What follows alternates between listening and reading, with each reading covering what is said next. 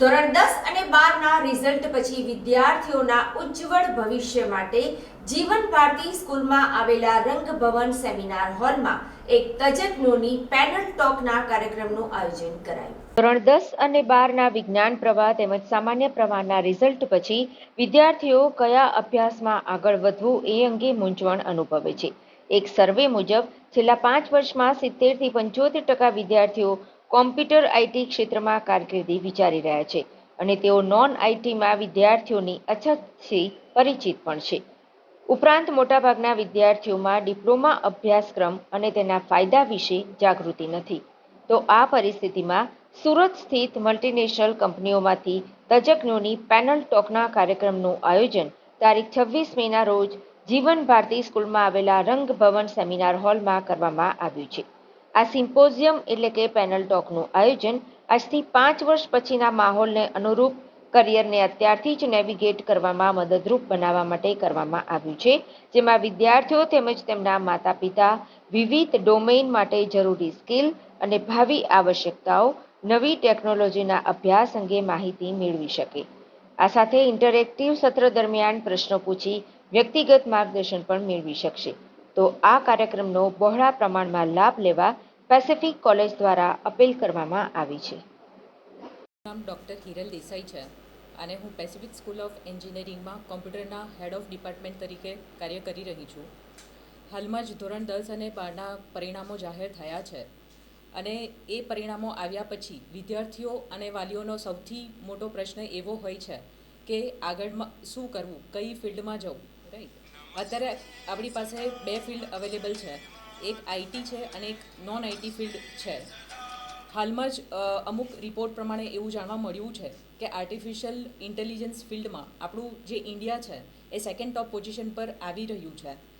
તો આ ટેકનોલોજીને આપણે બીજી એન્જિનિયરિંગ સાથે કેવી રીતે કનેક્ટ કરી શકીએ એના માટે એક મેગા સિમ્પોઝિયમ કરવા જઈ રહ્યા છે અને એ રંગભવન સુરત ખાતે કરવામાં આવી રહ્યું છે, જેમાં ઇન્ડસ્ટ્રીના જુદા જુદા તજજ્ઞો દ્વારા માર્ગદર્શન આપવામાં આવશે.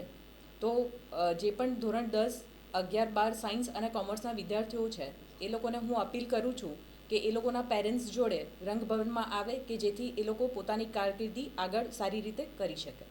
School of Engineering. Nowadays, students of 10th, 12th, and even parents are confused regarding their professional career. Number of options are available: IT, non-IT. If you refer IT, then again computer engineering, then IoT, AI, blockchain. So many areas are there.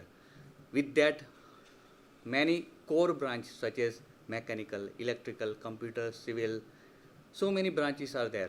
We believe that this all the branches means IT and non-IT can grow in a parallel manner. Then only the development is possible. To overcome the issues of such a confusion, Pacific School of Engineering is going to organize a panel discussion. This panel discussion comprises of a team of academicians and industries from the renowned areas. We have a belt of the industries starting from Vapi to Tapi. Lot many scopes are there.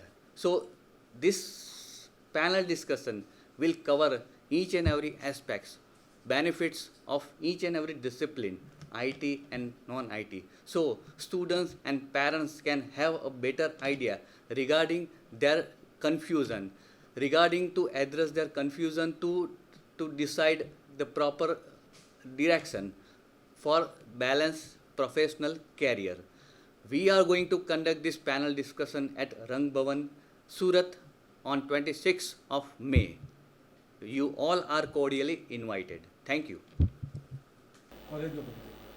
મારું નામ doctor Kandarp Joshi છે. હું હાલ Pacific school of એન્જિનિયરિંગમાં vice principal તરીકે work કરું છું અને ખાસ આજના માટે એટલા માટે મીડિયાને બોલાવ્યું છે કે હાલમાં જે 12th અને 10thના સાયન્સ કોમર્સના જે રિઝલ્ટ આવ્યા છે તો વિદ્યાર્થીઓને સૌથી મૂંઝવતો પ્રશ્ન એ છે કે આપણે આઈટી ફિલ્ડમાં આગળ વધવું જોઈએ કે નોન આઈટી ફિલ્ડમાં આગળ વધવું જોઈએ અને દરેક વ્યક્તિ અલગ અલગ એડવાઇસ આપે છે.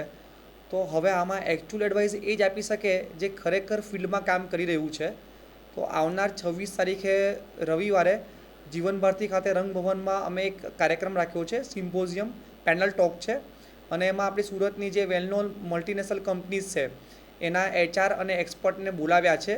તો આજે શું કન્ડિશન છે, આજથી 5 વર્ષ પછી શું કન્ડિશન હશે, 10 વર્ષ પછી ટેકનોલોજીને કેવી રીતે ઇન્ટિગ્રેટ કરવાની છે, તો ખાસ કરીને 10થના સ્ટુડન્ટ્સ, 12 સાયન્સ અને કોમર્સ આના સ્ટુડન્ટને એક માર્ગદર્શન મળી રહે, તો પેરેન્ટ્સ સાથે એ લોકો આ કાર્યક્રમમાં ભાગ લે એવી અમારી અપીલ છે અને એમને ખરેખર ખૂબ જ સારું માર્ગદર્શન મળી શકશે. તો આપ સૌને આમંત્રણ છે 26 તારીખે રવિવારે જીવન ભારતી ખાતે આપણે મળીએ.